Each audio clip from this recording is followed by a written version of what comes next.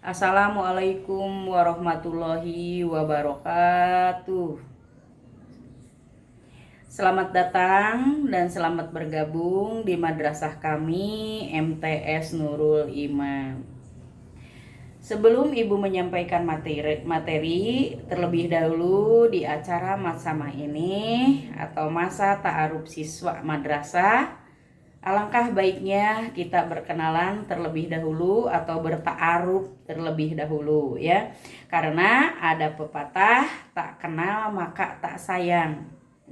Supaya timbul rasa kasih sayang di antara kita, nah sebaiknya kita berkenalan terlebih dahulu.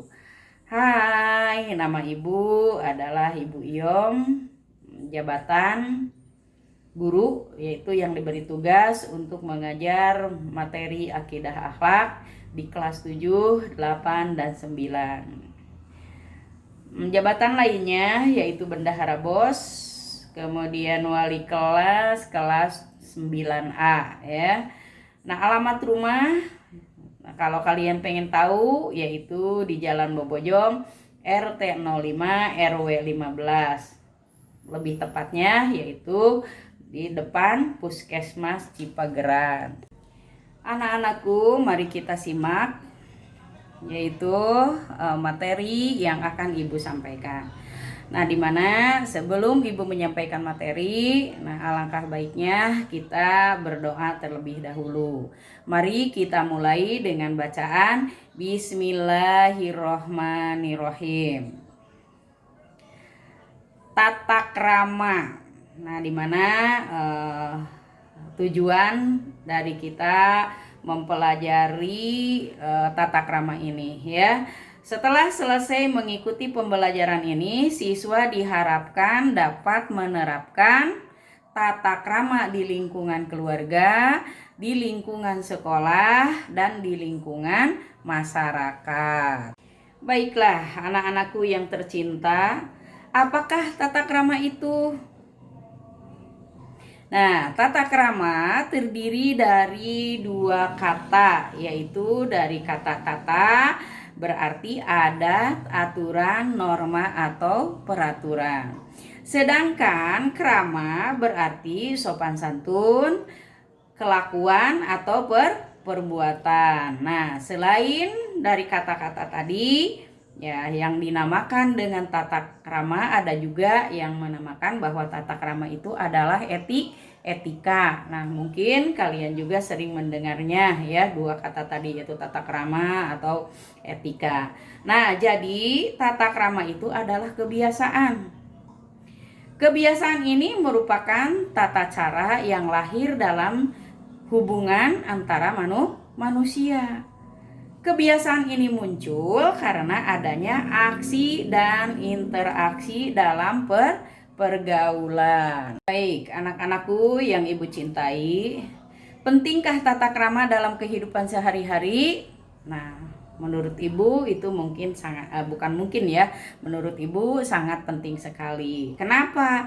Karena manusia adalah makhluk sosial yang dalam mempertahankan kelangsungan hidupnya harus berhubungan dengan manusia yang lainnya. Karena kita tidak bisa hidup sendiri ya, harus berhubungan dengan orang lain, dengan manusia lain. Nah, kedua, hubungan antara manusia dilandasi oleh saling hormat, saling menghargai, dan saling tenggang rasa. Nah, untuk menciptakan hubungan yang selaras, serasi, dan seimbang, maka diperlukanlah cara berhubungan ya, sebagaimana yang diatur dalam tata krama pergaulan. Keempat, tata krama itu merupakan perwujudan manusia yang mempunyai martabat dan derajat yang tinggi. Nah, akhirnya apa yang diharapkan oleh kita semua dapat mengembangkan lebih lanjut apa yang sudah diperoleh dengan mempelajari tata krama yang berlaku di lingkungan kehidupan kita. Next. Baiklah anak-anakku. Nah, di manakah tata krama itu harus kita terapkan dalam kehidupan kita? Nah, pertama yaitu tata krama di lingkungan rumah atau keluarga. Kedua yaitu tata krama di lingkungan sekolah. Dan ketiga tata krama di lingkungan masa. Baik, contoh tata krama di lingkungan keluarga atau rumah. 1. Berbicara dengan bahasa yang santun kepada semua anggota keluarga. Jadi kalau di rumah ya kita dengan anggota keluarga, maka pergunakanlah bahasa yang santun. Kemudian tidak meninggikan suara kepada kedua orang tua. Nah, sebagaimana yang diajarkan oleh agama kita, bahwa kita itu kalau berbicara dengan orang tua itu tidak boleh meninggikan suara. Kemudian mengucapkan salam ketika hendak keluar rumah dan masuk rumah. Nah, apabila kita keluar rumah, kita harus mengucapkan salam kepada orang-orang yang ada atau anggota keluarga, orang-orang yang ada di keluarga kita. Nah, kita itu jangan nyelonong boy ya. Nah, itu jadi kita itu mau pergi maupun pulang kita ucapkanlah salam ya. Kemudian mencium tangan kedua orang tua ketika hendak berangkat atau pulang. Nah, ini ya biasanya ya kalau kita berangkat ke sekolah yaitu dianjurkan untuk mencium tangan kedua orang tua kita. Kemudian tidak memotong atau menyela ketika orang tua sedang berbicara. Apabila orang tua sedang berbicara, maka dengarkanlah. Jangan kita menyela, apalagi memotongnya.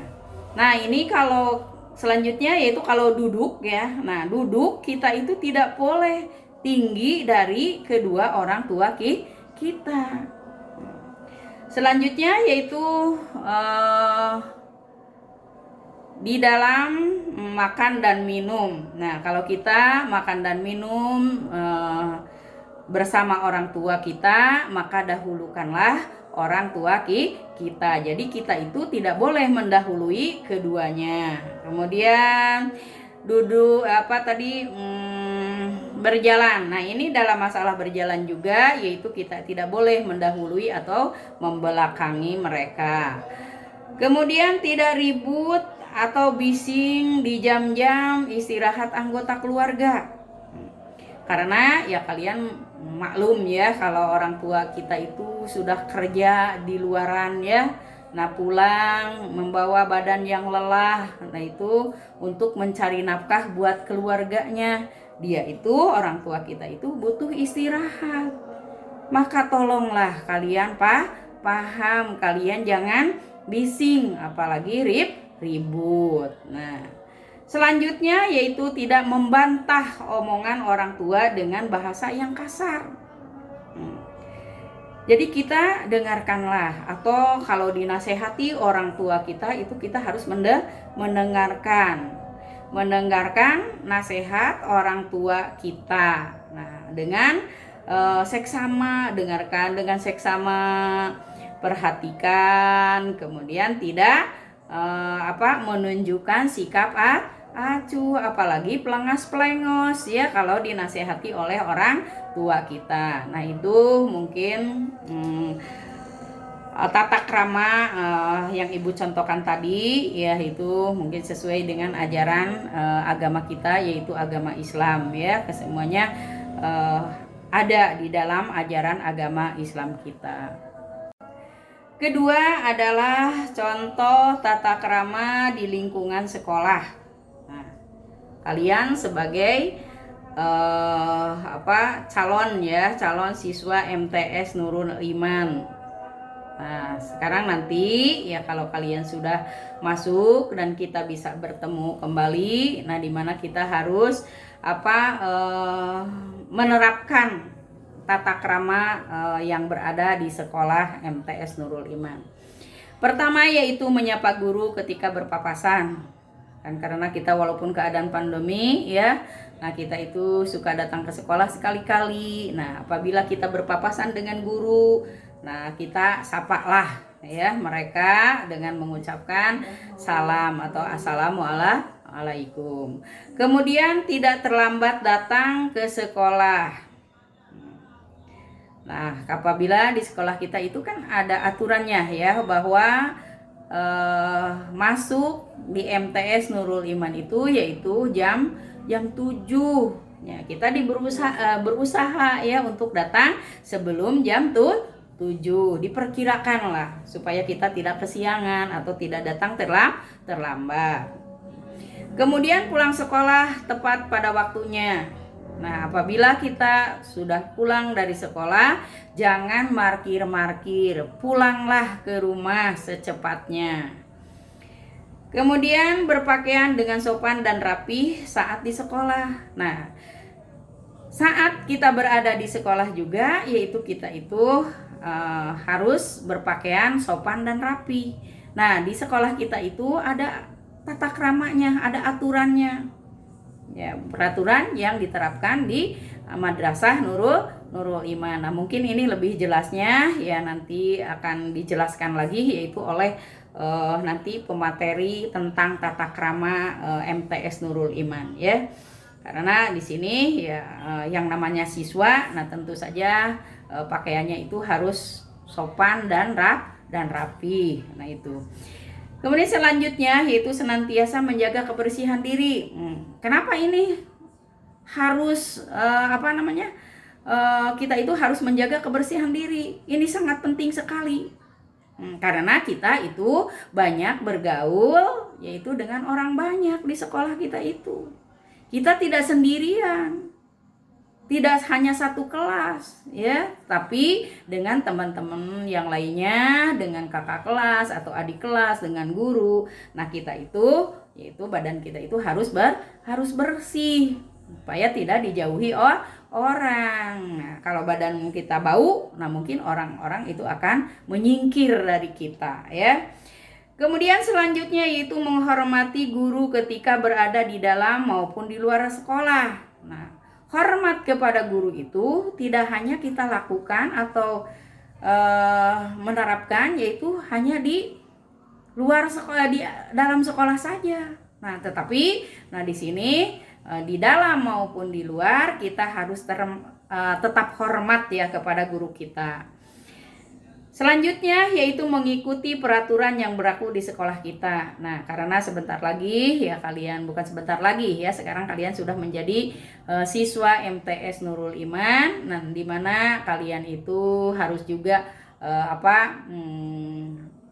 berperilaku yaitu sesuai dengan apa yang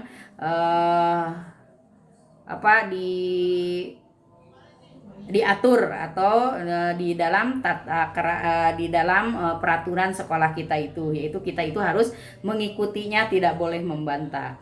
Nah, tidak mencontek. Nah, di sini yaitu kita itu tidak boleh ya mencontek karya orang lain, apalagi jawaban soal ujian, umpamanya soal ulangan. Nah, itu juga melanggar tata krama. Berdoa sebelum mengawali dan mengakhiri pelajaran seharian. Nah, di mana ya aturan di sekolah kita juga yaitu sebelum kita mempelajari, sebelum memasuki materi ya, mempelajari mata pelajaran ya, kita itu kita dimulai dengan bacaan, dengan berdoa ya, dengan berdoa kemudian tilawah. Nah, demikian juga kalau menutup pelajaran atau mengakhiri pelajaran di sekolah kita juga sama, yaitu dengan berdoa lagi ya. Tuh. Kemudian sebentar ya. Kemudian bersikap sopan dan hormat kepada sesama peserta didik ya. Jadi teman sekelas ya, sesama teman sekelas, karena pada kakak kelas, adik kelas ya, kita itu harus sopan dan hormat. Next. Selanjutnya, anak-anakku yang tercinta, ya ini karena kita tidak tidak hidup di rumah saja, di sekolah saja, tetapi kita juga hidup kita yaitu di masyarakat juga. Nah, sehingga tata krama yang terakhir adalah tata krama kehidupan masyarakat. Ya, pertama yaitu bersikap ramah pada siapapun, di mana kita itu setelah keluar rumah kita mungkin akan bertemu dengan warga kita atau orang-orang yang ada di masyarakat kita, maka bersikaplah ramah pada siapapun. Jadi ya apa namanya teh senyum sapa ya, coba tersenyum terus menyapanya ya, itu yang harus kita lakukan. Kemudian tidak membuang sampah sembarangan. Kalau lingkungan kita mau bersih ya, nah kita itu harus apa namanya ikut bersih-bersih juga ya, dengan cara yaitu membuang sampah pada tempatnya, tidak membuang sampah sembarangan kalau lingkungan kita yaitu mau bersih dan sehat. Kemudian bersikap sopan santun kepada orang yang lebih tua, karena di dalam masyarakat itu ya beragam ya. Nah, ada balita, batita ya, kemudian orang dewasa, orang tua, setengah baya atau manula. Nah, itu dimana kita itu harus bersikap lebih sopan dan santun kepada orang yang lebih tua. Kemudian tidak mengucapkan perkataan yang tidak sopan. Nah, pergunakanlah bahasa yang baik ya di dalam kita bermasyarakat dengan masyarakat itu. Jangan menggunakan kata-kata yang kotor, apalagi tidak sopan. Kemudian membantu orang-orang yang membutuhkan, karena kita tidak bisa hidup sendiri. Nah, sehingga kalau di masyarakat kita yaitu adanya gotong royong ya. Nah, kita sebagai warga ya, nah walaupun masih kecil, nah berikanlah apa yang kita punya atau semampunya. Kalau kita punya uang ya kasihkan uang. Kalau kita punya tenaga ya kasihkan tenaga sesuai dengan porsinya kita sebagai anak ya. Nah, itu. Kemudian tidak sombong. Ini jangan mentang-mentang keluarga kita orang kaya ya, orang tua pejabat. Nah, itu kita itu tidak boleh sombong terhadap masyarakat kita. Kemudian tidak mementingkan diri sendiri. Nah, alias egois. Kita tidak boleh melakukan hal seperti itu. Jangan ya, kalau di masyarakat itu jangan mementingkan diri sendiri ya. Jangan egois. Kemudian menghormati orang lain yang sedang menjalankan agama, karena di negara kita itu agamanya beragam, ya kita itu harus saling menghormati. Kemudian tidak membeda-bedakan orang lain. Nah, apalagi di sini dengan membeda-bedakan orang lain, antara si kaya dengan yang kurang mampu, ya kita itu tidak boleh membeda-bedakan. Tetapi ya kalau kita memilih, nah itu memilih teman, ya tentu saja kita itu harus memilih teman, yaitu teman bermain atau teman di masyarakat atau teman bermain di lingkungan kita. Ya tentu saja pilihlah teman yang baik yang akan membawa kita ke jalan yang benar. Jangan bergaul dengan orang-orang yang membuat kita sesat lah ya gitu. Kemudian mentaati hukum dan peraturan perundang-undangan yang berlaku. Nah, di mana di masyarakat itu yaitu di dalam masyarakat kita itu yaitu ada peraturannya, ada aturannya, ada perundang-undangannya. Jadi kita itu harus menghormatinya atau tidak boleh melanggarnya. Nah, demikianlah ya contoh, ini hanya sekedar contoh perilaku yang harus kita terapkan di dalam masyarakat. Baiklah anak-anak yang tercinta, mungkin itu materi yang Ibu sampaikan ya. Tadi yaitu tentang tata krama. Jadi karena kita itu hidup itu tidak bisa sendiri ya, karena manusia adalah makhluk sosial ya, yang memerlukan orang lain ya, yaitu tidak bisa hidup sendiri. Maka tata krama yang harus kalian terapkan yaitu pertama yaitu di keluarga ya, kemudian di sekolah, kemudian di masyarakat atau di lingkungan masyarakat. Nah, di ketiga inilah tata krama ini harus kita terapkan. Nah, yang tadi mungkin hanya sekedar contoh, banyak lagi ya contoh-contoh yang lainnya yang berhubungan dengan tata krama tadi. Nah, baiklah, sebelum Ibu tutup ya, mudah-mudahan sebelumnya Ibu mengucapkan terima kasih atas perhatiannya. Mudah-mudahan kalian bisa menyimaknya. Sebelumnya mari kita tutup dengan bacaan Alhamdulillahirabbil alamin. Mudah-mudahan apa yang Ibu sampaikan menjadi ilmu yang bermanfaat untuk kita semua dan kalian bisa menerapkannya dalam kehidupan sehari-hari. Terima kasih. Wassalamualaikum warahmatullahi wabarakatuh.